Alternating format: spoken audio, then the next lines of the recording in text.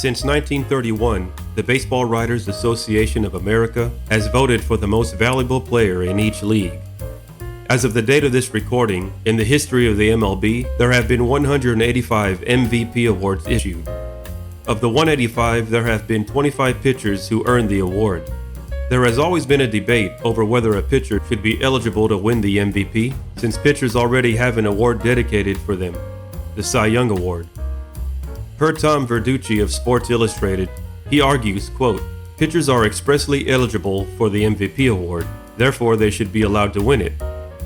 Here's the problem with actually voting for a pitcher over a position player. Teams keep asking pitchers to work less. Their value is inherently diminished by a decrease in volume," unquote.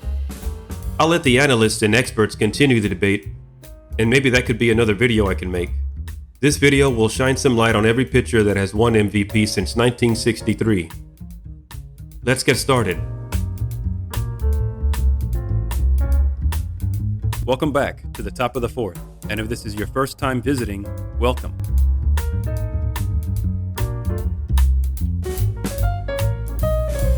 Sandy Koufax. In 1963, Major League Baseball expanded the strike zone as a way to combat what they perceived as too much offense. On April 19th, Koufax threw his second immaculate inning. At the time, he was the first NL pitcher and second pitcher all-time to have thrown two. On May 11th, he pitched his second no-hitter. From July 3rd to the 16th, he pitched 33 consecutive scoreless innings, which lowered his ERA to 1.65. He won his first Triple Crown with 25 wins, 306 strikeouts, and a 1.88 ERA to end the season. Of his 25 wins, he pitched 11 shutouts. Koufax led the Dodgers to a World Series win. Of course, he was awarded the 1963 Cy Young Award and MVP. He also was awarded the World Series MVP. Bob Gibson. The 1968 season became known as the year of the pitcher, and Gibson dominated, earning a 1.12 ERA, which was a live ball era record, as well as a major league record with 300 or more innings pitched. It was the lowest ERA since 1914. Gibson threw 13 shutouts. He won all 12 starts in June and July, with 8 shutouts, pitching a complete game every time, earning a 0.5 ERA. Gibson pitched 47 consecutive scoreless innings during this stretch, striking out 91 batters, and he finished the season with 28 complete games out of 34 games started. Not surprising, Gibson won the NL MVP and Cy Young Award.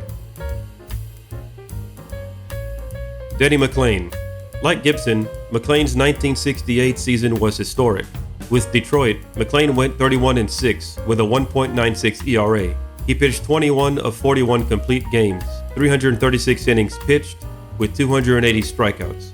He won the MVP and Cy Young Award. He was the first pitcher in AL history to win the MVP and Cy Young Award in the same season. As of the date of this video, 1968 remains the only year both MVP awards went to pitchers in both leagues.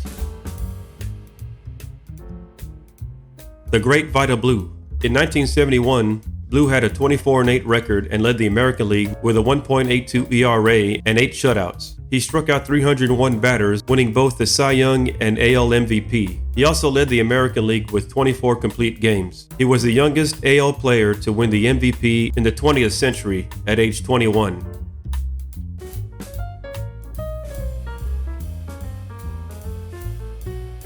Rollie Fingers. In 1981, Rollie Fingers won the AL MVP and the Cy Young Award. He saved 28 games and posted a 1.04 ERA in 78 innings pitched, with 7 strikeouts per 9 innings. He also had a 3.38 ERA+.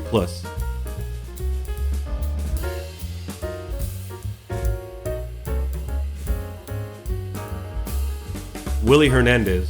During the 1984 season, the Puerto Rican-born Hernandez led the American League, appearing in 80 games, establishing a new team record for the Tigers. He had a 9-3 record and a 1.92 ERA and 112 strikeouts in 140 innings pitched.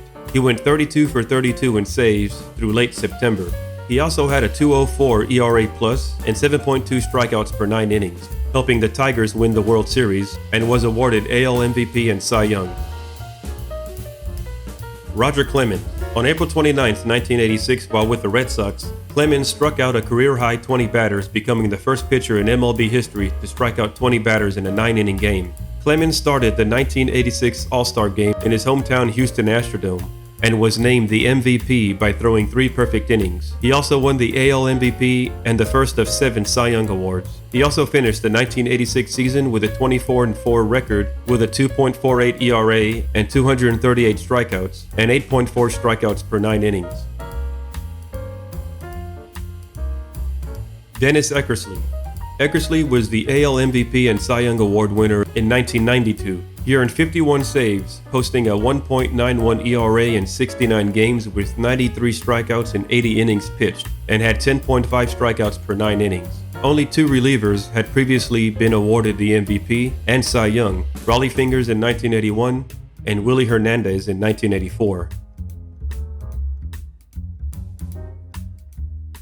Justin Verlander. On April 22, 2011, with the Detroit Tigers, Verlander recorded his 1,000th career strikeout. On May 7th, he earned his second career no-hitter. On June 25th, he struck out a career-high 14 batters. On August 11th, Verlander won his 100th career game. He ended the season with 24 wins, 250 strikeouts, with a 2.40 ERA, winning him the AL Triple Crown. As of 2023, Verlander remains the most recent pitcher to have pitched 250 innings in one season. Verlander won the 2011 AL Cy Young and MVP. He was the first pitcher to claim the AL MVP since Dennis Eckersley in 1992, and the first starting pitcher to win it since Roger Clemens in 1986. Clayton Kershaw. In 2014, Kershaw had a 41 scoreless inning streak. Kershaw finished the season 21-3 with a 1.77 ERA in 27 starts. He had 239 strikeouts in 198 innings pitched and a 10.8 strikeouts per 9 innings.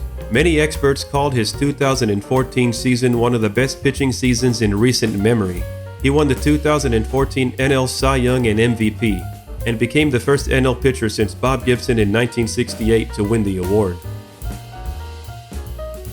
As an honorable mention, Shohei Ohtani won MVP in 2021, but it's likely he won the award due to his offense that season, although he is a dominant pitcher. Robbie Ray of the Blue Jays won the AL Cy Young Award that year, with Shohei not receiving a single vote. Every position player is valuable. How valuable? Well, that's determined by the BWAA. Should pitchers be eligible? Why not? Or why? Dominant pitching is often wasted while with bad teams. Just ask the great Felix Hernandez. But arguing who's the most valuable is literally left up to 30 individual ballots submitted by 2 writers representing each city in both leagues. But it's definitely fun to debate. If you've made it this far in the video, thanks. If you like these types of vids, like, subscribe, and ring that bell. Thanks again, and stay tuned.